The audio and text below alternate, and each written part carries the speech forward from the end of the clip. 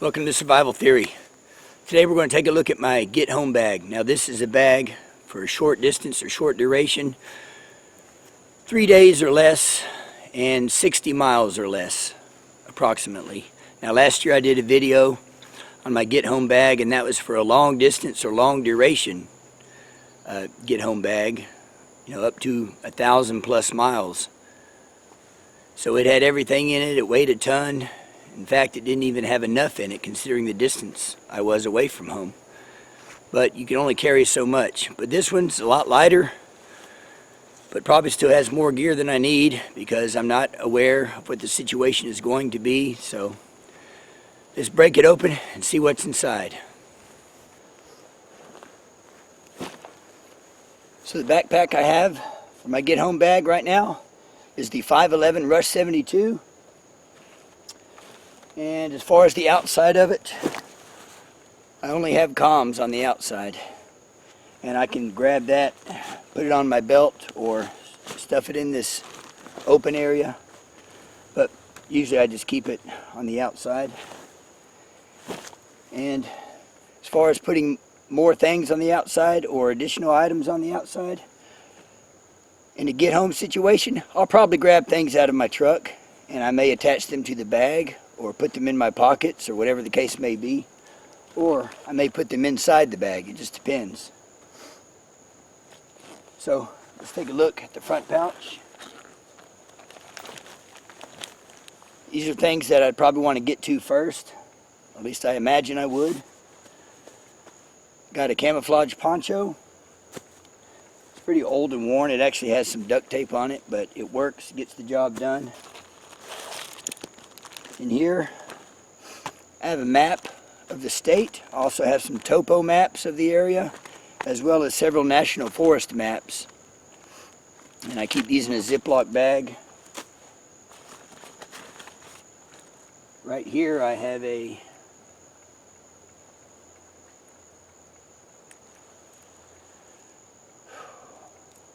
what is this? Brunton Compass. It's kind of a rubbery, hard rubber compass, so it doesn't break easy, but it's accurate. Has a temperature gauge on it, thermometer. It also has a wind chill factor chart on the back of it. It's pretty handy. It's a good little accurate compass. So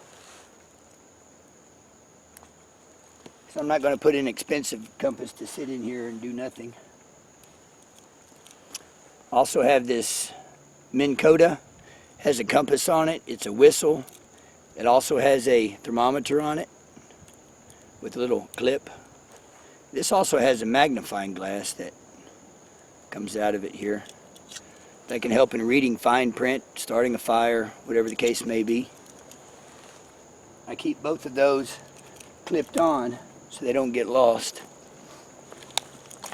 In here I have an unopened number 18 bank line roll.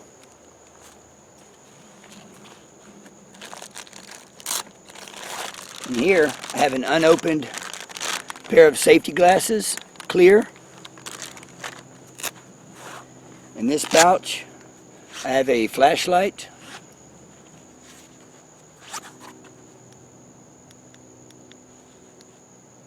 Still works. And I can take that off and put it on my belt or whatever the case may be. And up here, these are actually disposable socks from Academy. Like when you try on shoes, you can use their disposable socks. I just have a pair of those sitting up there. A life straw and a little folding saw. Up here in this top area, 2 glow sticks and got it backwards. There we go. Small monocular, very tiny, weighs almost nothing. Fits up there.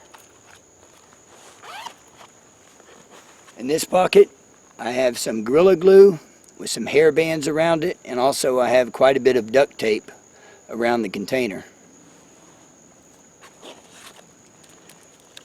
And this is a Camo Kit. It is vacuum sealed so it stays fresh. That is camouflage makeup, and that's some camo wrap, whatever I might need it for. Stay concealed. And that's it for there. So let's look in this open area in between the two pockets here. I just keep a vacuum sealed bag of 9mm ammunition, 50 rounds. Doesn't shake. The vacuum sealing really keeps it tight. Of course, I've got a couple of ties here, a little carabiner, a little Velcro thing there to secure things. Zoom in here.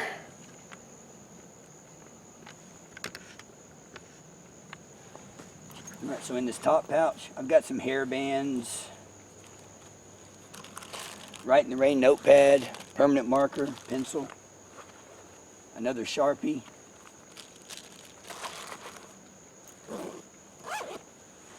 now let's go into the main compartment.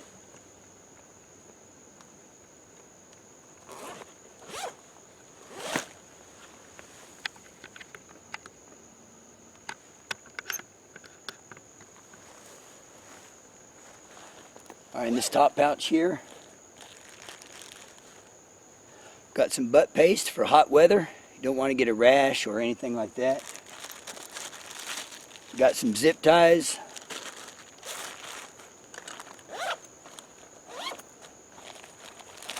In this other pouch here, I've got some leather working gloves and also a multi-tool. This is the, what is this? This is the Leatherman Rav or Rave. Spelled Rav. It's a pretty good multi-tool. I didn't want to put anything expensive or too bulky in the get home bag. And then I've got some empty Ziploc bags here.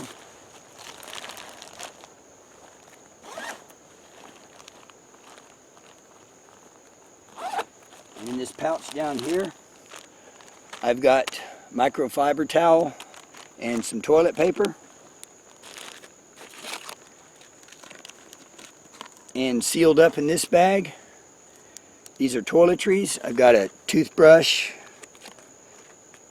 dental floss, some soap, a little bit of toothpaste, and some hand sanitizer. And that toothbrush, I just actually kept the length of the handle. What I did is I just bent the handle there.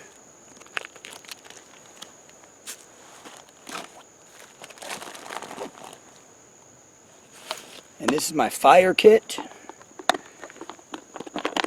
It's not really loaded out that much.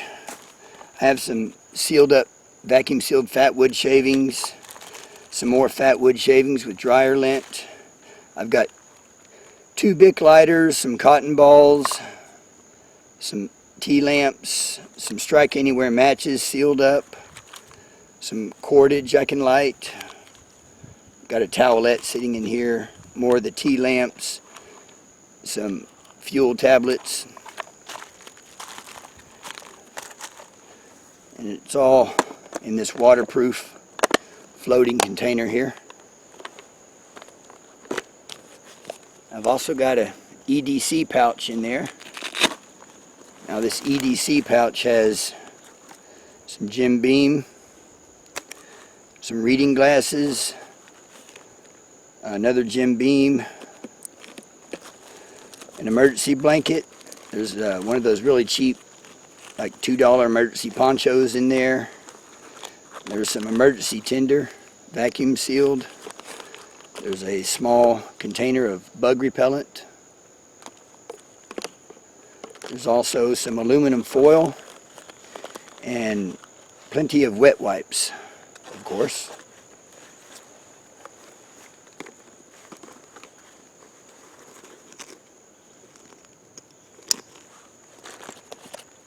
And this is the first aid kit. Just keep it in this small container. All the typical bandages, band-aids, wraps. I even have some antibiotics in there. And Tylenol, wet wipes, paper clips, And of course the Noxo for being around dead bodies, so you can take the smell.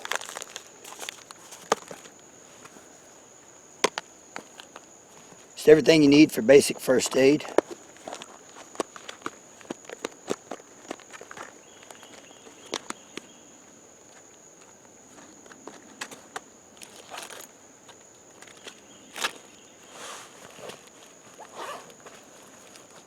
In this top pouch here, this is emergency food. I've got one of these small pouches of tuna fish.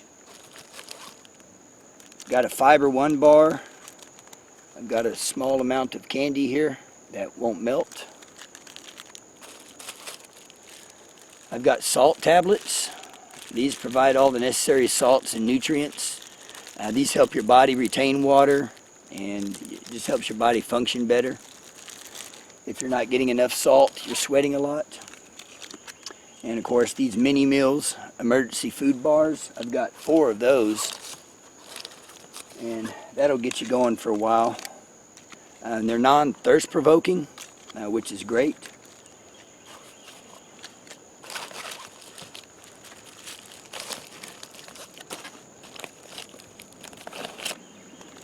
And vacuum sealed up here, I've got the Pandemic Flu Preparedness Kit, minus the hand sanitizer, because I keep that in a separate area. This basically has the N95 masks, some other surgical masks, gloves, things like that. And of course, a white snake bag, or some people call it a pillowcase. And vacuum sealed up here, I've got 1 shirt, 1 pair of underwear, 1 pair of socks.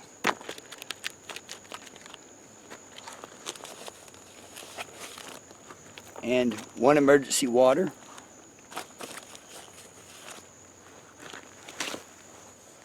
Now let's take a look in these side pouches.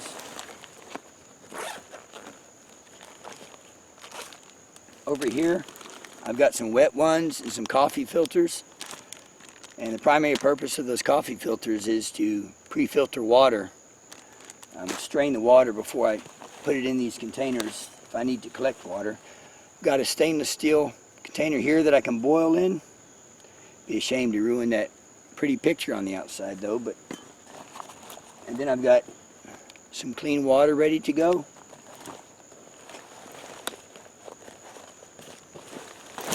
And in this other pocket, I've got more clean water ready to go. 5-hour energy. And 1 packet of coffee. And this can be, just pour it into some hot water, cold water if you want, ready to go.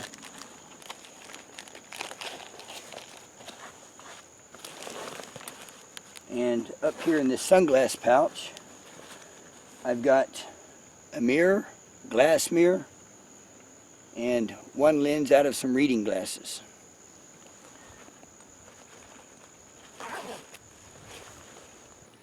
You may unexpectedly find yourself having to stay in a motel or at a friend's house. Well, you've got some hygiene products, some extra clothes, you're good to go. And of course, what most people have one for is an SHTF situation where you have to abandon your vehicle. And if that's the case, you need to consider the distance you have to travel, the type of terrain, the weather, and also the population density. Are you going through an urban area, suburban area, kind of mixed wilderness area? There's just a lot of things to take into consideration when you put together your get home bag. If the situation is so bad that you've had to abandon your vehicle and grab your bag and go, you need to have something besides your bag, and that's your EDC. For example, in addition to my bag, I'm going to grab out of my truck my trauma kit. I'm going to have my sidearm, and especially in an SHTF situation, I'm going to have an extra magazine. I'm going to have my fixed blade knife. Of course, the fixed blade knife has more of a wilderness survival kit attached to it. But I've also got a great flashlight in my pocket. And you have to be appropriately dressed for the weather and the occasion. Another consideration for your get home bag is how much is in it. How much does it weigh? How far do you need to go? There's not much in this. This weighs just under 20 pounds, and I can put a lot more items in here. There's plenty of space, and I need it to be that way because regardless of how far I have to travel, if things are so bad that I've had to abandon my vehicle, there's a lot of things in my vehicle I'm not willing to leave behind for looters or vandals. So whether I need them or not, there's items I'll be taking out of there and putting in my bag. And that'll weigh down my bag more, make it more bulky.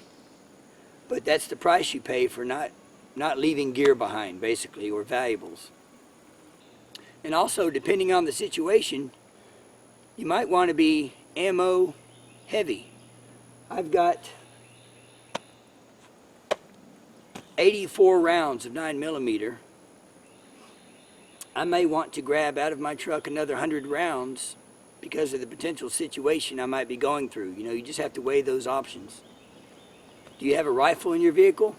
Are you willing to leave that behind and give it to the looters?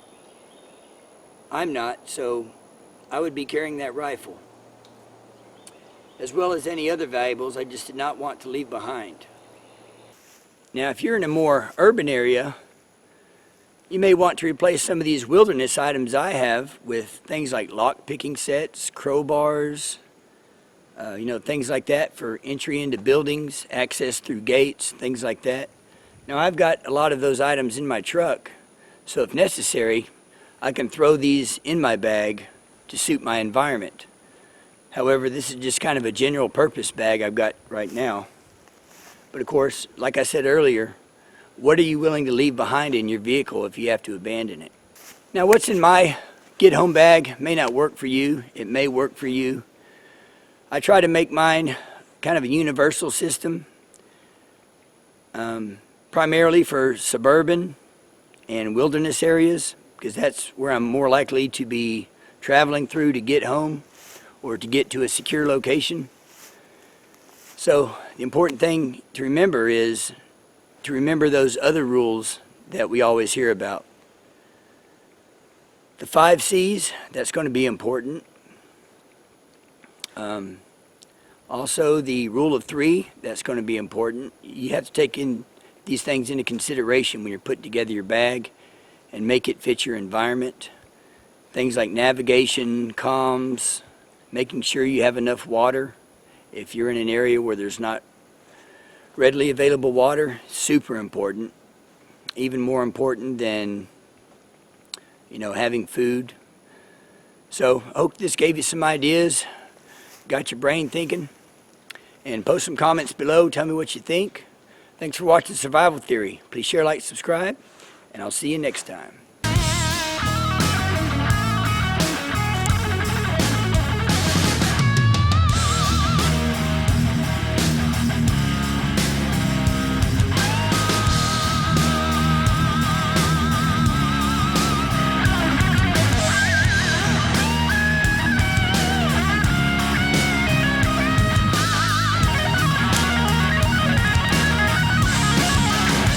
Not going to be grabbing my Sony Walkman. Are those even EMP proof? Probably so, huh? But I'm not going to grab any electronics and stash